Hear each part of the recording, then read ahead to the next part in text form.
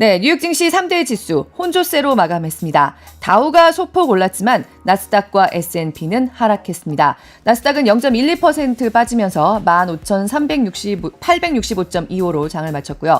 다우존스는 0.17% 올랐습니다. 37,798.97로 장을 마쳤습니다. 그리고 오늘은 금리부터 먼저 보시겠습니다. 미 국채 2년물과 10년물 금리 먼저 보면요. 네, 보시는 대로입니다. 금리 인하 기대가 사라지고 또 중동 불안이 커지면서 세상의 돈이 이른바 안전자산으로 몰려드는 분위기가 좀 더 확연해지고 있는 시장. 미 국채 10년물 금리는 어느새 4.67%를 기록하고 있습니다. 4.65% 넘어갔고요. 단기 전망 반영하는 2년물 금리도 거의 5%에 이르고 있습니다. 간밤 증시는 그야말로 부담스러운 거시 환경과 본격적으로 시작된 실적 시즌의 호실적이 서로 힘을 겨루는 모양새였습니다. S&P 500 핀비즈맵 가서 보면요. 네, 혼조세였던 뉴욕 증시 알록달록한 핀비즈맵으로 다시 한번 확인할 수 있는데요. 평소에 우리 처음부터 보지는 않는 우측 상단을 오늘은 좀 처음부터 보도록 하겠습니다. 제약 쪽이 모여있는 곳인데요. LLY, 일라이릴리 밑에 지금 유독 영롱하게 초록색으로 빛나고 있는 종목이 있습니다. UNH 보이시죠? 유나이티드 헬스는 호실적을 발표하면서 5% 넘게 급등했습니다. 다우지수를 소폭 상승하게 해준 게 바로 이 종목입니다. 그리고 또 반도체 종목들도 꽤 올랐습니다. AI PC에 탑재할 새로운 칩을 공개한 AMD, AI 칩의 대장주 엔비디아, 또 ASML 같은 AI 수혜주, 반도체 관련주들은 모두 큰 폭으로 올랐습니다. 하지만 실적 부진이 전망되는 종목들은 역시 하락을 계속했습니다. 애플과 테슬라는 간밤에도 또 큰 폭으로 내렸습니다. 테슬라의 시가총액은 이제 5천억 달러가 간당간당합니다. 테슬라 올해 들어서 37%나 하락해 있습니다. 일부 미디어에서는 간밤에 테슬라가 저가형 모델2 개발을 미뤘다는 보도까지 나왔습니다. 테슬라가 캐시우드, 돈나무 언니도 언급한 로보택시에 올인하고 있어서 모델2까지 제때 내놓을 여력은 없다는 거죠. 머스크는 기존에 비슷한 보도가 나왔을 때 사실이 아니라고 반박하기도 했지만요. 어제 전해드렸던 것처럼 14,000명이나 해고해야 하는 상황에 모델2의 개발이 차질 없이 진행될 수 있을지에 대한 의구심이 커지고 있습니다. 여기서 종목판으로 가보면요. 네, 지금 미국에서는 금융주들 실적이 잇따라 나오고 있는데요. 어제도 보여드렸던 골드만삭스 같은 경우는 실적이 좋았죠. 그래서 그 와중에도 올랐었는데요.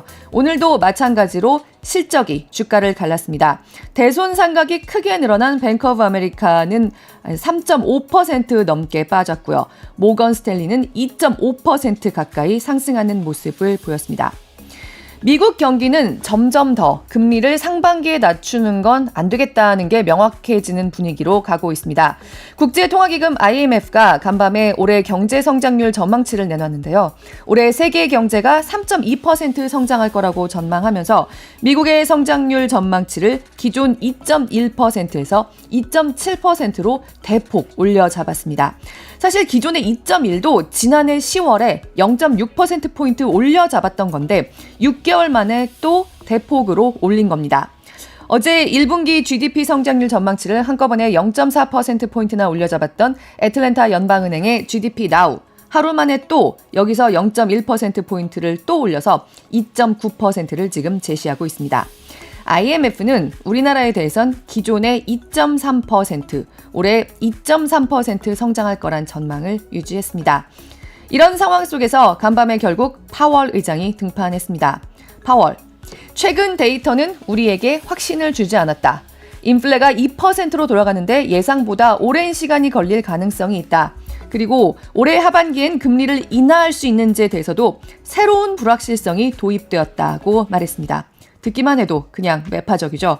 파월 의장의 이 발언들 이후로 뉴욕 증시 3대 지수 모두 하락세로 돌아섰고요. 앞서 보셨던 2년 만기 국채 수익률 한때 5%도 넘어섰습니다. 다만 파월 의장은 요즘 일각에서 제기되고 있는 금리 인상론에 대해선 선을 그었습니다. 지금 당장은 제약적인 정책이 효과를 나타낼 시간을 더 갖는 게 적절하다고 말한 겁니다. 연준의 이른바 비공식 대변인이라는 별명을 가진 월스트리트 저널의 닉 티미라우스 기자도 파월이 금리 인하에 대한 기대를 뒤로 돌렸다는 제목의 기사를 내면서 연준의 전망에 분명한 변화가 있다고 분석했습니다. 월가 일각에서는 파월이 결국 항복했다는 표현도 나옵니다. 이제 CME 페드워치에서 6월 금리 인하에 대한 전망은 10% 후반대 수준으로 떨어졌습니다. 그리고 여기서 금리판 다시 한번 가보겠습니다. 금리판 다시 한번 가보면요. 네, 보시는 것처럼 달러, 역시 킹달러 유지하고 있습니다. 달러 인덱스 106 넘었습니다. 닷새 연속 오르면서 지난해 11월 이후로 최고치를 또 갈아치웠습니다. 이런 가운데 세계의 다른 통화들은 조금씩 다른 움직임을 보이고 있습니다. 미국만 바라보다가 목 빠지겠죠. 먼저 유럽. 미국의 상반기 금리 인하 기대가 사실상 완전히 물 건너간 것처럼 보이는 가운데 크리스틴 라가르드 유럽중앙은행 총재는 연준에 앞선 6월 금리 인하 가능성을 재확인했습니다. 라가르드 총재는 미국 CNBC 방송과 인터뷰를 했는데요. 디스인플레이션이 예상대로 진행되고 큰 충격이 없다면 통화 정책을 완화할 시기로 가고 있다고 상당히 명확하게 밝혔습니다. 디스인플레에 좀 더 확신을 가질 필요는 있지만 상당히 짧은 시간 안에 그렇게 될 거라고도 덧붙였습니다. 그리고 프랑스와 빌르루아 드갈로 프랑스 중앙은행 총재도 큰 충격이나 서프라이즈가 없다면 6월 초에 첫 금리 인하를 결정해야 할 거라고 언급했습니다. 또 중국이 있습니다. 아예 환율을 정해서 고시하고 있는 중국인민은행이 위안화 환율을 0.07% 올린 7.1028 위안에 고시했습니다. 어제 중국은 1분기 GDP 성장률 발표했죠. 5.3% 성장했다고 발표했지만요. 사실 3월에 들어서는 또 분위기가 좋지 않습니다. 3월 산업 생산이 4.5% 증가에 그쳐서 예상치였던 5.5% 증가보다 한참 뒤처졌고요. 다른 지표들도 대체로 지금 예상치를 밑돌았습니다. 미국과 반대입니다. 지금 정도의 중국 부양책으로는 충분하지 않다는 분위기가 좀 더 커지고 있습니다. 이런 가운데 인민은행이 위안화 환율을 올려서 고시하면서 중국이 환율 하락을 용인하고 있다는 관측이 나오고 있는데요. 잠시 후에 오건영 팀장님과 함께 본격적으로 한번 짚어보도록 하겠습니다. 네, 마지막으로 유가 가서 보시겠습니다. 유가는 소폭 하락했습니다. 서부 텍사스산 중진유는 0.06%, 브렌트유는 0.1%, 그야말로 매우 소폭 하락했는데요. 브렌트유는 여전히 $90 위에 머물러 있습니다. 일단 이란과 이스라엘 전면전이 본격화하지는 않고 있는 가운데 미국이 이란에 대한 제재에 나설 걸로 예상되면서 하락폭이 제한된 겁니다. 제닛 옐런 미 재무부 장관은 IMF 충계총회 기자회견에 가서요. 며칠 안에 이란에 대한 추가적인 제재를 채택할 걸로 전적으로 예상한다고 말했습니다. 그리고 영국 총리가 네타냐후 이스라엘 총리와 전화 통화를 했다고 영국 총리실이 밝혔는데요.